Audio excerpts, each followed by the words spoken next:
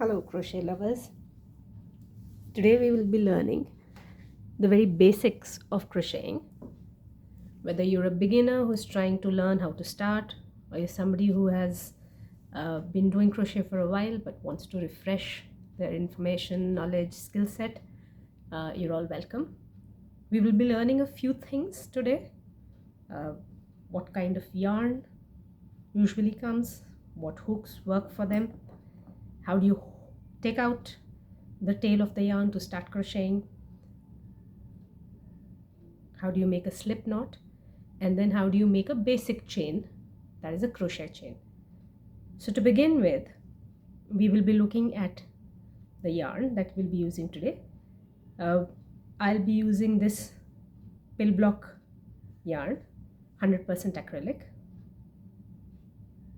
It is a medium sized yarn which is given on the yarn itself. So most branded yarns will have this label on them and usually gives the detail of what kind of yarn it is, what is the weight of the yarn, what kind of needles and crochet hooks work best with that yarn. So this is 100% acrylic yarn, and the recommendation that has been given for this is as you can see on the label, it is given as a 5.5 mm crochet hook. Now with this, therefore, we will be using the crochet hook that is of 5.5 mm. Usually different types of hooks come in the market. So you can see that there is a basic metallic hook. Now this kind of hook is all metal. It's got a grip in the center.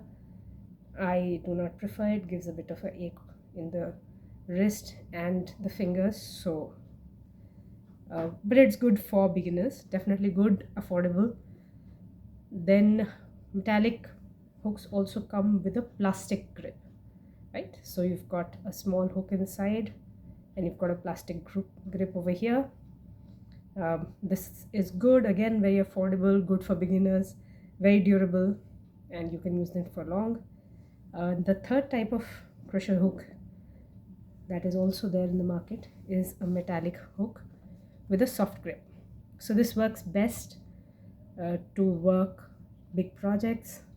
It's good to grip and gives a very clean shape to the project itself. So now this yarn comes in many ways as well. It comes as a basic wound up ball, or you'll find a hank which you'll have to open up and turn into a workable ball, or a cake or something like this comes in the market. With these kinds of yarn, they're easy to work with because they have somewhere in the center a center pull that makes it easy to pull out one end of the yarn, and you can simply pull out more yarn as you work, right? Or a yarn moment like so. But it really helps. So you do not have to unwind this yarn as you go. But if you're not comfortable with working in the center pull yarn, you can simply take off the label like so, and you will see that there is a outer yarn tail that is also there, which is good to work.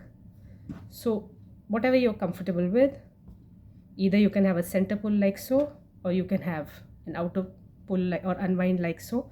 So as you work more projects, you will figure out what works best for you.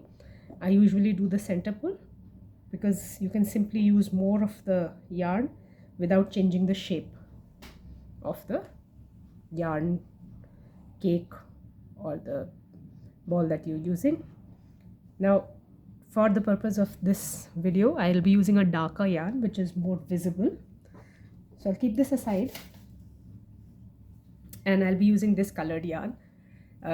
Same yarn, 100% acrylic, the same recommended hook size, which is 5.5. Now the beginning of any project, a flat working project, is usually a slip knot and a chain that you work with, which gives you the size of your project. Right now, this yarn, I've taken the tail of the yarn. Tail is what you start with, right? So you take this tail in your non-dominant hand and you take your crochet hook in your dominant hand. For the entire working project, you will keep both your hands kind of loose. No need to tighten the grip on the yarn or the hook, and it will make your project easier to work with, right? So to begin with, we hold our yarn in the non-dominant hand and we take the hook in the dominant hand. You start by making what is called as a slip knot, right?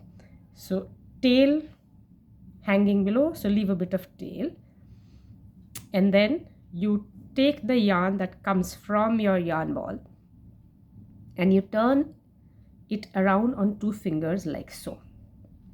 Okay, tail here, turn it around on 2 fingers. Now I'm holding both the tail and the yarn that comes from the ball in this 2 fingers itself. I grip with the thumb so that I've right now got a sort of circle in hand, and then you pull the yarn through like this. Insert your hook,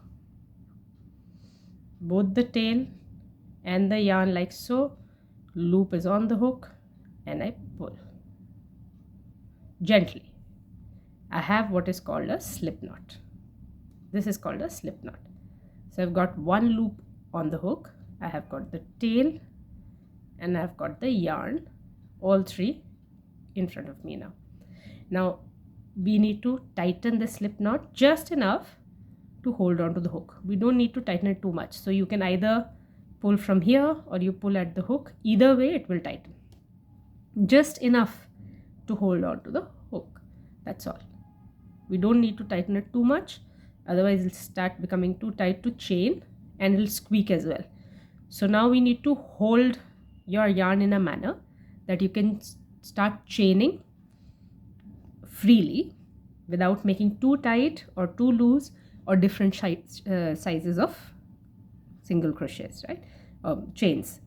Now what you do is take your hand, loop the yarn over your littlest finger like so, and then loop it over your index finger, all the while you're holding your chain over here. This is slip knot and your crochet hook over here.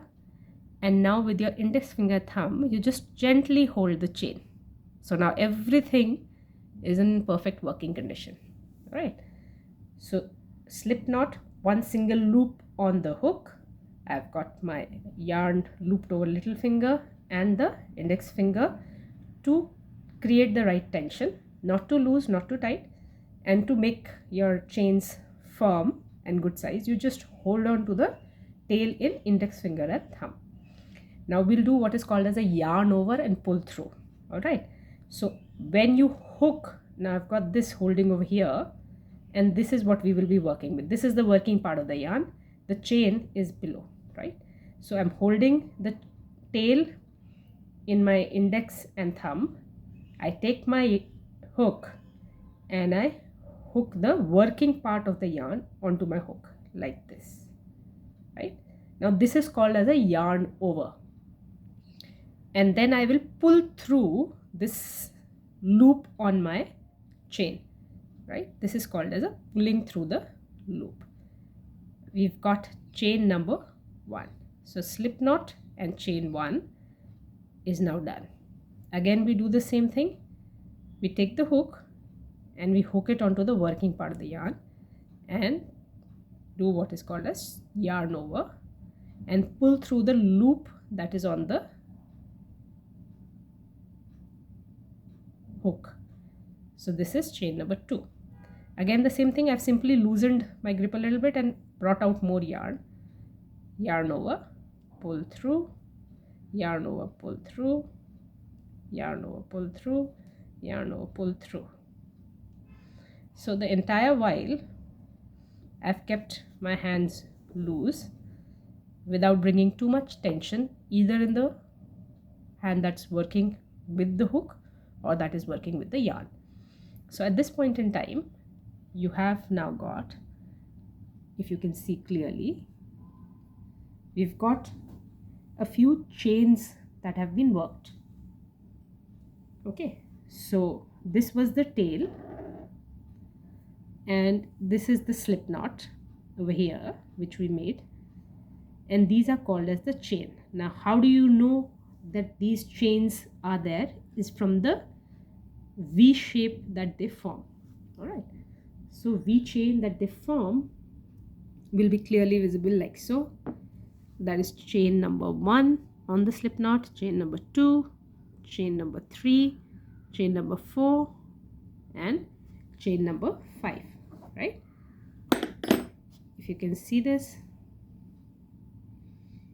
that is the way it works. 1, 2, 3, 4, 5, and 6. You still have a loop on your hook. So we are now at 6 chains. We go back, loop the yarn that we'll be working with on my littlest finger, on my index finger, hold the chain that is now the big tail and chains with my index finger and thumb so that I can get the right kind of tension, and with my working hook hand I hook the working yarn and do a yarn over and pull through the loop. Yarn over, pull through loop, yarn over, pull through loop, and so. Now if you can see that this chain is forming as you add more, so it's getting lengthier as you speak. The important thing to note as you learn, and it will take you a bit of time to do that, is to see that all chains should be of approximately the same size, right? Nothing should be too tight or too loose. Okay, that is something that comes with practice. It cannot be done quickly. So to practice frequently, that is number 1. Number 2, how you hold your yarn. So how loose or how tight you hold your yarn, that is very important. How tightly or loosely you hold your hook while you're working. If your grip is too tight and you're losing too much yarn on your hook, then the next one will come out as a very big one. Or if you're putting your yarn too tightly on the hook, then you will see that it gets stuck and you will have a different size thing. So that is another thing that you need to note.